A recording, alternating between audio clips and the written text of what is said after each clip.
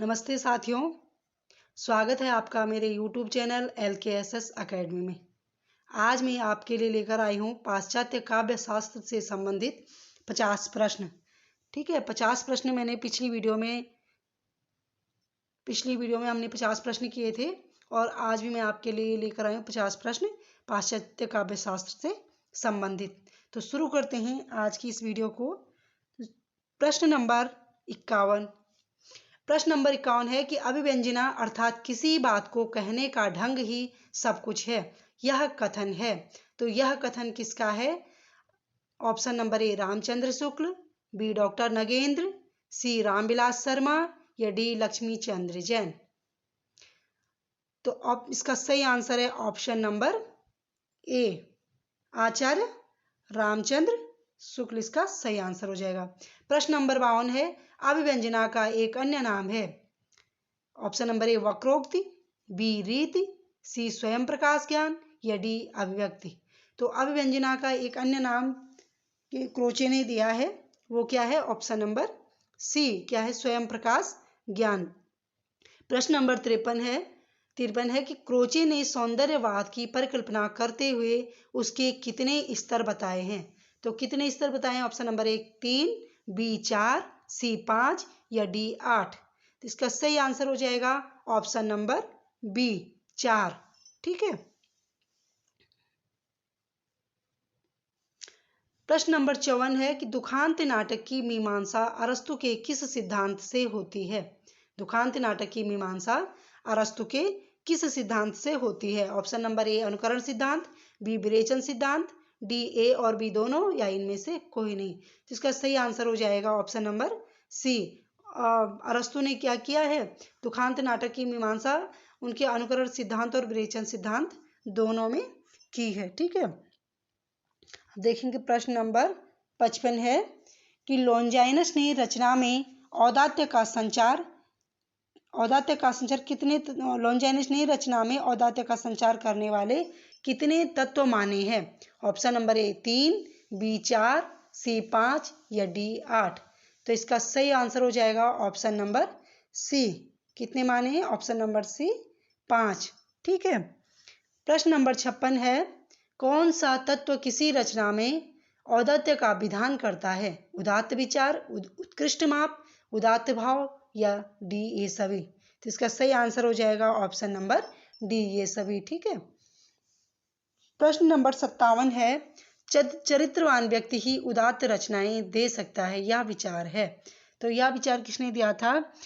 कि कोई व्यक्ति प्रतिभाशाली तो हो सकता है, लेकिन यदि उसका चरित्र अच्छा नहीं है तो क्या होता है? वो एक अच्छा क्या नहीं है? रचनाकार नहीं है। ठीक है। वो कभी उदात्त रचनाएं नहीं कर सकता है। तो यह कथन है या यह विचार है किसका? ऑप्शन नंबर सी लॉन्जाइनस का। ठीक है। उन्होंने अपने ग्रंथ औदात्यवाद में ये दिया था। ठीक है। प्रश्न नंबर 58 है, काव्य का कौन सा भेद अरस्तु ने नहीं माना है? तो काव्य का कौन सा भेद अरस्तु ने नहीं माना है? सत्काव्य, असत्काव्य, सी नाटक काव्य या डी खंड काव्य। तो इसका सही आंसर हो जाएगा ऑप्शन नंबर डी खंड काव्य। ठीक है। अरस्तु ने सत्काव्य माना, असत्काव्य माना और नाट्यात्मक काव्य माना, लेकिन खंड काव्य उन्होंने नहीं माना है। प्रश्न नंबर 59 है कि अरस्तु ने अपने अनुकरण सिद्धांत में किसे महत्व नहीं दिया? अरस्तु ने अपने अनुकरण सिद्धांत में किसे महत्व नहीं दिया? ठीक है। ऑप्शन नंबर ए कवि की निर्माण क्षमता को, बी कवि की अंतश्चेतना को, सी कला के स्वतंत्र अस्तित्व को या डी कला की संवेदन एवं बिंब विधायनी शक्ति को। तो इसका सही आंसर हो जाएगा ऑप्शन नंबर बी कवि की अंतश्चेतना को। ठीक है। प्रश्न नंबर 60 है, प्लेटो के लिए कला की कसौटी है। तो प्लेटो के लिए कला की कसौटी कैसी है? आनंद, बी सौंदर्य, सी उपयोगितावाद या डी इनमें से कोई नहीं। तो इसका सही आंसर क्या हो जाएगा? Option number D. ठीक है, उपयोगितावाद। प्रश्न नंबर 61 है, साहित्य को मिथ्या अनुकृति मानता है। साहित्य को मिथ्या अनुकृति मानता है कौन? Option number A Plato, B अरस्तु, सी क्रोची या डी इलियट। इसका सही आंसर हो जाएगा ऑप्शन नंबर ए प्लेटो क्या है? साहित्य को मिथ्या अनुकृति मानते हैं।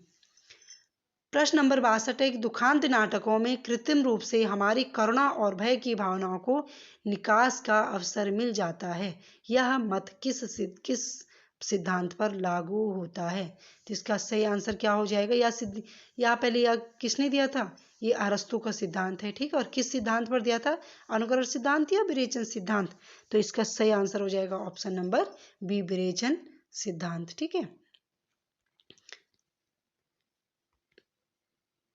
प्रश्न नंबर 63 है साथियों कि ट्रेजेडी से सामान्य जनों के मन में व्याप्त भय और करुणा की भावनाएं संतुलित हो जाती हैं। यह मत है किसका? ट्रेजेडी से सामान्य जनों के मन में व्याप्त भय और करुणा की भावनाएं संतुलित हो जाती हैं। यह मत है किसका? ऑप्शन नंबर ए, लेसिंग का, बी, बूचर का, सी, मरे का, या डी, अरस्तू का। तो इसका सही आंसर हो जाएगा ऑप्शन नंबर ए, लेसिंग का, ठीक है। क्या हो जाएगा? ऑप्शन नंबर ए, लेसिंग का, ठीक। प्रश्न नंबर 64 है, लॉन्जाइनस ने किसे औदात्य का मूल आधार माना है? लॉन्जाइनस ने किसे औदात्य का मूल आधार माना है? कवि की प्रतिभा को, कवि की विद्वता को, व्याकरण की जानकारी को, या भाषा ज्ञान को? तो 64 का सही आंसर हो जाएगा ऑप्शन नंबर ए, कवि की प्रतिभा को क्या है? लॉन्जाइनस ने औदात्य का मूल आधार माना है। प्रश्न नंबर 65 है कि रिचर्ड्स के अनुसार भाषा में सामान्यतः क्या निहित होता है? रिचर्ड्स के अनुसार भाषा में सामान्यतः क्या निहित होता है? वाच्यार्थ, भाव, लहजा और अभिप्राय, या ये सभी? तो इसका सही आंसर हो जाएगा ऑप्शन नंबर डी, ये सभी क्या है? रिचर्ड्स ने माने हैं, ठीक। प्रश्न नंबर 66 है कि रिचर्ड्स काव्य का मूल्यांकन किस आधार पर करता है? रिचर्ड्स काव्य का मूल्यांकन किस आधार पर करता है? ऑप्शन नंबर ए, रागात्मकता से, बी, पाठकों पर पड़े प्रभाव से, या सी, ए और बी इन दोनों में, या डी, इनमें से कोई नहीं। तो इसका सही आंसर हो जाएगा ऑप्शन नंबर सी, ए और बी। रिचर्ड्स क्या मानता है? दोनों को काव्य क्या करता है? काव्य का मूल्यांकन किस आधार पर करता है? रागात्मकता से और पाठकों पर पड़े प्रभाव से, ठीक। प्रश्न नंबर 67 है कि काव्य शास्त्र में अनुकरण का अर्थ है। काव्य शास्त्र में अनुकरण का अर्थ है पीछे चढ़ना, या कोरी नकल करना, या सी, सादृश्य विधान के द्वारा मूल वस्तु का पुनराख्यान करना, या ऑप्शन नंबर डी, इनमें से कोई नहीं। तो इसका सही आंसर हो जाएगा कि अनुकरण का क्या अर्थ है? सादृश्य विधान के द्वारा मूल वस्तु का पुनराख्यान करना, ठीक है, ठीक है सर। अब प्रश्न नंबर आगे चलते हैं। प्रश्न नंबर 68 है कि बताइए काल के आरोही इन्हें काल के आरोही क्रम में व्यवस्थित कीजिए। यानी जो सबसे बड़ा है उसे, यानी जिनका रचनाकाल सबसे पहले है उनको सबसे पहले, और जो जिनका रचनाकाल सबसे बाद में है उनको बाद में, ठीक है। तो ये क्या है बताइए? इसका सही आंसर क्या हो जाएगा? लॉन्जाइनस, रिचर्ड्स, प्लेटो, या अरस्तु, ठीक है। ऑप्शन नंबर बी है प्लेटो, अरस्तु, लॉन्जाइनस, या रिचर्ड्स, ठीक। ऑप्शन नंबर सी है अरस्तु, प्लेटो, लॉन्जाइनस, या रिचर्ड्स, या ऑप्शन नंबर डी है रिचर्ड्स, प्लेटो, अरस्तु, या लॉन्जाइनस। तो साथियों इसका सही आंसर हो जाएगा ऑप्शन नंबर बी, क्योंकि जो सबसे पहले क्या है? प्लेटो को रचनाकाल है, ठीक है, और उसके बाद अरस्तु का है, उसके बाद लॉन्जाइनस का, और तब रिचर्ड्स का, ठीक है। तो इसलिए क्या है? सही आंसर हो जाएगा इसका ऑप्शन नंबर बी, ठीक। ऑप्शन नंबर प्रश्न नंबर 69 है कि लॉन्जाइनस का समय है कौन सी सदी? लॉन्जाइनस का समय 18वीं सदी या 5वीं सदी, ऑप्शन नंबर सी 3री सदी, या ऑप्शन नंबर डी 20वीं सदी। तो इसका सही आंसर हो जाएगा ऑप्शन नंबर क्या हो जाएगा? ऑप्शन नंबर बी इसका सही आंसर हो जाएगा, ठीक है।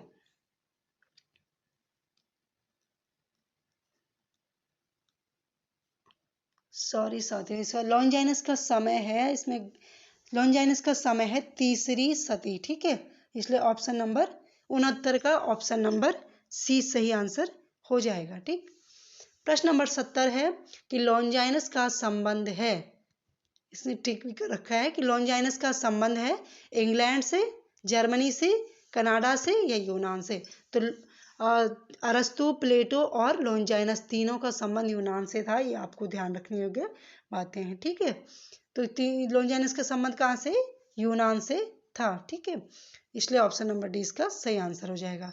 प्रश्न नंबर 71 है कि प्रतीयमान अर्थ की सत्ता आधारित है। प्रतीयमान अर्थ की सत्ता आधारित है किस पर? व्यंग्यार्थ पर, लक्ष्यार्थ पर, वाच्यार्थ पर या इनमें से कोई नहीं। तो ऑप्शन नंबर 71 का सही आंसर हो जाएगा ऑप्शन नंबर ए, व्यंग्यार्थ पर। ठीक है। प्रश्न नंबर 72 है अभिव्यंजनावाद के प्रवर्तक कौन है? तो बहुत ही सरल प्रश्न है। अभिव्यंजनावाद के प्रवर्तक कौन है? Option number A, Matthew Arnold, B, अरस्तु, सी, टी.एस. इलियट या डी, क्रोचे। तो इसका सही आंसर हो जाएगा ऑप्शन नंबर डी, क्रोचे। ठीक है।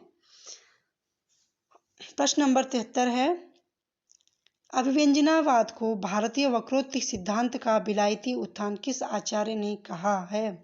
अभिव्यंजनावाद को भारतीय वक्रोक्ति सिद्धांत का विलायती उत्थान किस आचार्य ने कहा है? Option number A, doctor Nagendra, B, Babu Shyam Sundar Das, सी, आचार्य रामचंद्र शुक्ल या डी, नंद दुलारे वाजपेयी। तो इसका सही आंसर हो जाएगा ऑप्शन नंबर सी, आचार्य रामचंद्र शुक्ल ने यह कथन दिया था। ठीक है। प्रश्न नंबर 74 है कि निर्वैयक्तिकता का सिद्धांत दिया। तो निर्वैयक्तिकता का सिद्धांत किसने दिया? निर्वैयक्तिकता का सिद्धांत किसने दिया? Option number A, Matthew Arnold, B, Longinus, C, Eliot या डी, कार्ल मार्क्स। ठीक है। तो बताइए साथियों, प्रश्न नंबर 74 का आंसर हो जाएगा option number C, T S. Eliot ने। ठीक है। प्रश्न नंबर 75 है कि वस्तुनिष्ठ सहसंबंध का उल्लेख किया है। वस्तुनिष्ठ सहसंबंध का उल्लेख क्या है? यहाँ पे सहसंबंध का उल्लेख किया है तो क्या है? ऑप्शन नंबर ए, अरस्तु, बी, प्लेटो, सी, लॉन्जाइनस या डी, टी.एस. इलियट। तो इसका सही आंसर हो जाएगा T S. Option number D, T S. Eliot. ठीक है। प्रश्न नंबर 76 है प्रोफेसर बूचर ने व्याख्या की है अभिव्यंजनावाद की, बी, निर्वैयक्तिकता सिद्धांत की या सी, अरस्तु के अनुकरण सिद्धांत की या डी, रिचर्ड्स के काव्यभाषा सिद्धांत की। तो 76 का सही आंसर हो जाएगा ऑप्शन नंबर सी। क्या हो जाएगा? ऑप्शन नंबर सी इसका सही आंसर हो जाएगी कि अरस्तु के अनुकरण सिद्धांत की प्रोफेसर बूचर ने व्याख्या की थी। ठीक है। प्रश्न नंबर 77 है कि मीमेसिस का संबंध है। ऑप्शन नंबर ए, अनुकरण से, बी, काव्य भाषा से, सी, विरेचन से या डी, इनमें से कोई नहीं। तो क्या है? ऑप्शन नंबर क्या हो जाएगा? ऑप्शन नंबर ए सही हो जाएगा। अनुकरण सिद्धांत से मीमेसिस का संबंध है, जबकि कैथोरसिस जो है उसका विरेचन से है। ठीक है। और मीमेसिस का संबंध क्या है? अरस्तु के अनुकरण सिद्धांत से। ठीक है। और कैथोरसिस का अरस्तु के विरेचन सिद्धांत से। प्रश्न नंबर 78 है कि काव्य की कसौटी सदाचार और उपयोगितावाद है। काव्य की कसौटी सदाचार और उपयोगितावाद है, यह कथन किस पाश्चात्य विचारक का है? काव्य की कसौटी सदाचार और उपयोगितावाद है, यह कथन किस पाश्चात्य विचारक का है? Option number A, Plato, B, अरस्तु, सी, आर्नल्ड या डी, लॉन्जाइनस। तो प्रश्न नंबर 78 का सही आंसर क्या हो जाएगा? ऑप्शन नंबर ए, प्लेटो। ठीक है। प्रश्न नंबर 79 है कि प्लेटो का समय है। तो प्लेटो का समय क्या है? ऑप्शन नंबर ए, 427 ईस्वी पूर्व से 347 ईस्वी पूर्व, ऑप्शन नंबर बी, 327 ईस्वी पूर्व से 267 ईस्वी पूर्व या ऑप्शन नंबर सी, 400 ईस्वी से 330 ईस्वी पूर्व या ऑप्शन नंबर डी, 265 ईस्वी से 362 ईस्वी पूर्व। तो इसका सही आंसर हो जाएगा ऑप्शन नंबर ए, 427 ईस्वी पूर्व से 347 ईस्वी पूर्व। ठीक है।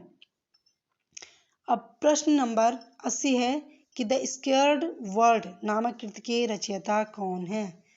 द स्केयर्ड वर्ड नामक कृति के रचयिता कौन है? Option number A, Matthew Arnold, B, T S. Eliot, C, Wordsworth या डी, लॉन्जाइनस। तो इसका सही आंसर हो जाएगा, क्या हो जाएगा? Option number B, the sacred wood नामक कृति के रचयिता हैं टी.एस. इलियट। ठीक है। प्रश्न नंबर 81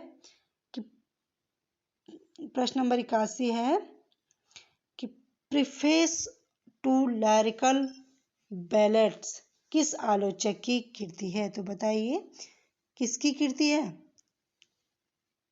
ऑप्शन नंबर ए, अरस्तु की, बी, वर्ड्सवर्थ की, सी, टी.एस. इलियट की या डी, क्रोचे की। तो इसका सही आंसर हो जाएगा ऑप्शन नंबर बी, वर्ड्सवर्थ की। ठीक है।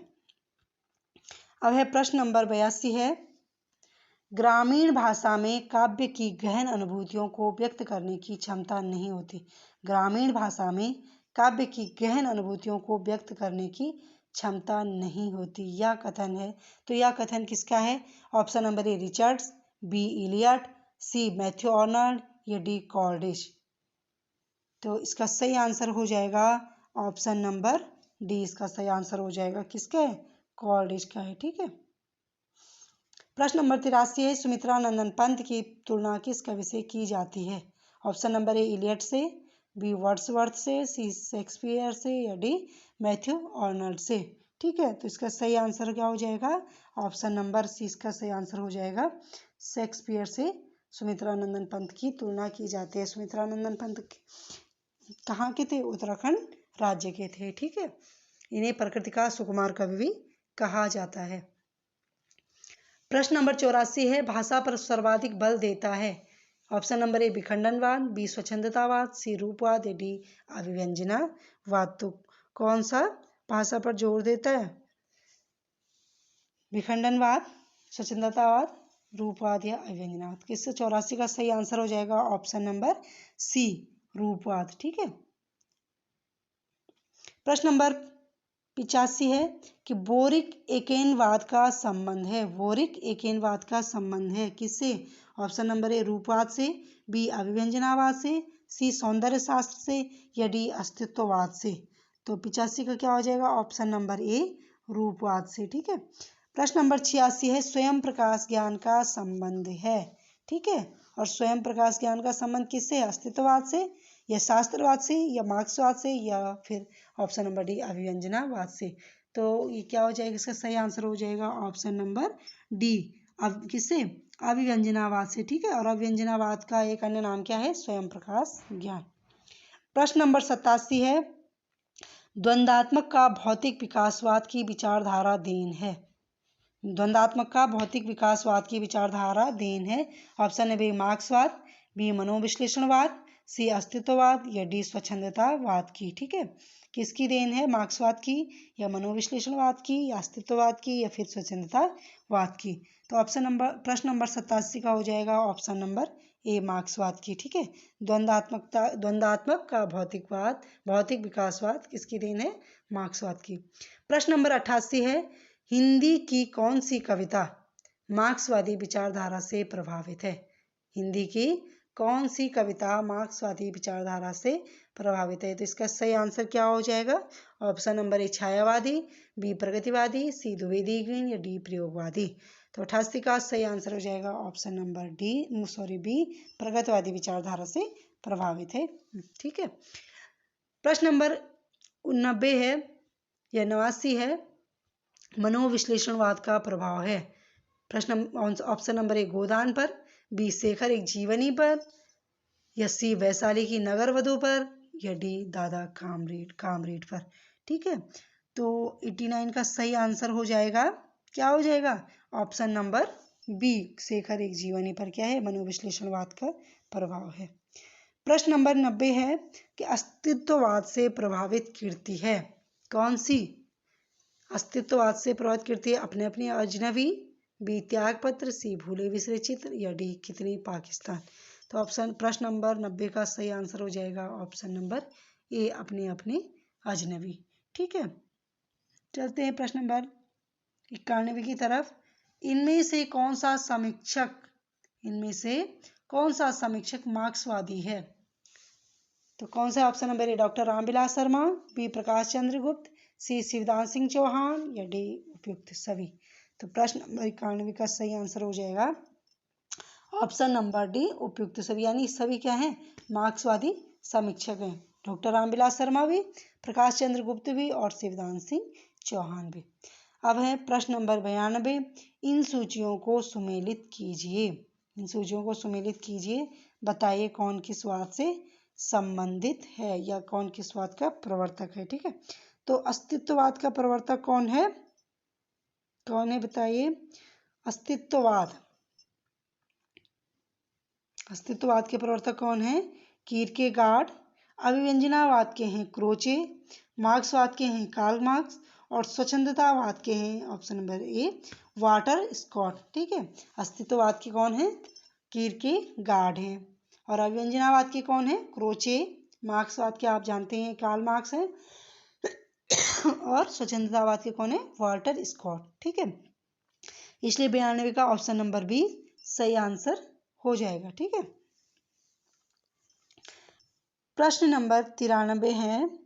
प्रश्न नंबर 93 क्या है? प्रश्न नंबर 93, इन सूचियों को सुमेलित कीजिए। इन सूचियों को सुमेलित कीजिए। तो बताइए कौन किसका लेखक है? द रिपब्लिक के लेखक कौन है? तो द रिपब्लिक के लेखक हैं प्लेटो। ऑन द सबलाइम के कौन है? बताइए। ऑन द सबलाइम के कौन है? लॉन्जाइनस। पोएटिक्स के कौन है? अरस्तु। और एस्थेटिक्स के कौन है?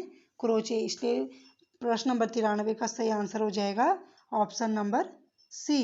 क्या हो जाएगा? ऑप्शन नंबर सी इसका सही आंसर हो जाएगा। ठीक, प्रश्न नंबर 94 है कि क्रोचे के अनुसार सौंदर्य का तत्व कौन सा है?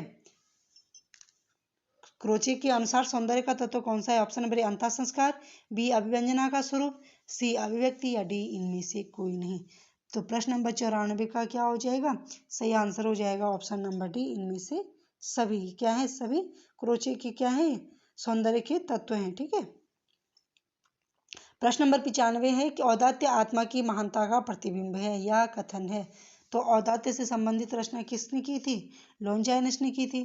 तो इसलिए सही आंसर क्या हो जाएगा? ऑप्शन नंबर डी लॉन्जाइनस का।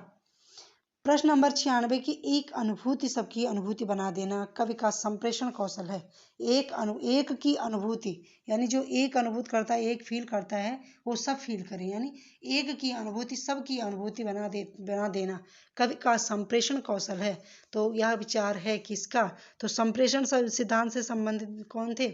आई ए रिचर्ड्स थे। इसलिए सही आंसर हो जाएगा option number A I A Richards का। ठीक है, प्रश्न नंबर 97 है कि रेटोरियस यानी भाषण शास्त्र नामक ग्रंथ के रचयिता हैं कौन? तो option number A Plato, B अरस्तु, सी कीरकेगार्ड या डी कार्ल मार्क्स। तो इसका सही आंसर हो जाएगा, क्या हो जाएगा सही आंसर? ऑप्शन नंबर बी अरस्तु। ठीक है, काव्य शास्त्र और भाषण शास्त्र ये दोनों उनकी रचनाएं थी। ठीक, जिन्हें पोएटिक्स और रेटोरियस बोलते हैं। ठीक है, प्रश्न नंबर 98 है गरिमा में रचना विधान तत्व माना गया है। गरिमा में रचना विधान तत्व माना गया औदात्य का, सहज अनुभूति का, यानी या स्वयं प्रकाश ज्ञान का, या इनमें से कोई नहीं। तो ऑप्शन प्रश्न नंबर 98 का सही आंसर हो जाएगा ऑप्शन नंबर ए औदात्य का। ठीक है, ये औदात्यवाद से संबंधित है। प्रश्न नंबर 99 है कि कवि के व्यक्तित्व को कविता की भव्यता से संबद्ध कर काव्य चिंतन की दिशा को परिवर्तित करने का श्रेय है। क्या है?